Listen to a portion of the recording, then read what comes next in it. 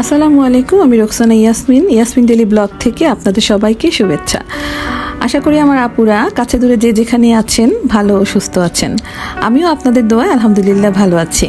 কথা হলো, আজ একটু ছোটো ছেলের স্কুলে গিয়েছিলাম, পলাশী বুয়েট ইঞ্জিনিয়ারিং স্কুল, ঠিক 10টার দিকে। তো আস্তে আস্তে আমার প্রায় 12:30 এসে দেখি জনাব সেই লেভেলের কাজ এগিয়ে রেখেছেন।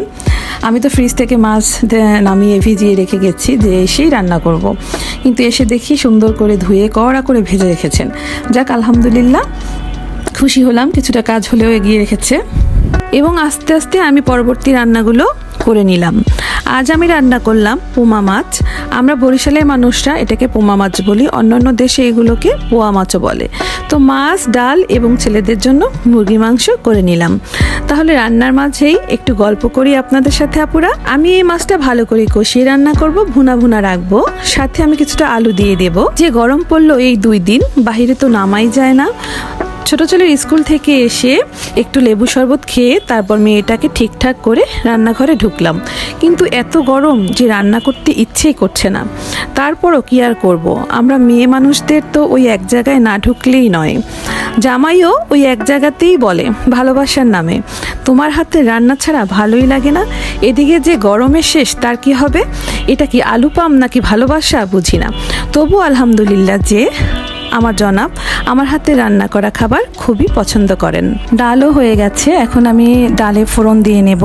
ও হ্যাঁ, আমার যেহেতু পুরান ঢাকার দিকে গ্যাস থাকে না, সেহেতু সকালবেলা মাছ ভাজার পাশাপাশি আমার জনাব রাইস কুকারে ভাতও করে নিয়েছেন।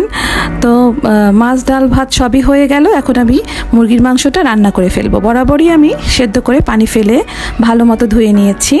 এরপর আমি এগুলোকে রান্না করব। আমি রান্নার আগে কিভাবে মুরগির মাংস প্রসেসিং করি তার পিছনের ভিডিওতে দেখিয়ে নিয়েছি। আমি এখানে আদা, রসুন এবং পেঁয়াজ ব্লেন্ডার করে নিয়েছি। এখন আমি সব মশলা একসাথে দিয়ে ভালো করে কষিয়ে নেব। যেহেতু আমি ঝোলটা একটু ঘন রাখবো, তাই এখানে আমি ব্লেন্ডার করা পেঁয়াজ ব্যবহার করেছি। আমি সাথে কিছু আলু দিয়ে দিব, যেহেতু বাচ্চারা আলু পছন্দ করে। আপুরা, সামনে কিন্তু শীত আসছে, সব ধোয়াপালার কাজ আস্তে আস্তে সেরে ফেলছি। আমি ড্রয়িং রুমে যত টুকিটাকি আছে সব ওয়াশ করছি। রান্না আমার শখ, রান্না করতে আমি পছন্দ করি। আমার আপার বাসায়, ভাইয়ের বাসায়, ছোট ভাইয়ের বাসায় গেলেই ওরা বলবে, এই তোরা সব সর, বাবুর্চি কিন্তু এসে গেছে। ভালোই লাগে, সব ভাই বোনরা এক জায়গায় হলে আমরা বেশ মজাই করি। যাক, আমার ভাত হয়ে গেছে, যেহেতু সব কিছু হয়ে গেছে, তো টেবিলে আমি এখন খাবার দেব। তো সামনে আমি আসছি লিভিং রুম ট্যুর নিয়ে। যে যেখানে আছেন ভালো থাকবেন, সুস্থ থাকবেন, এবং সামান্য যদি ভালো লেগে থাকে তবে লাইক, কমেন্ট এবং সাবস্ক্রাইব করে আমার পরবর্তী ভিডিওর সাথে থাকবেন। আল্লাহ হাফেজ, ধন্যবাদ।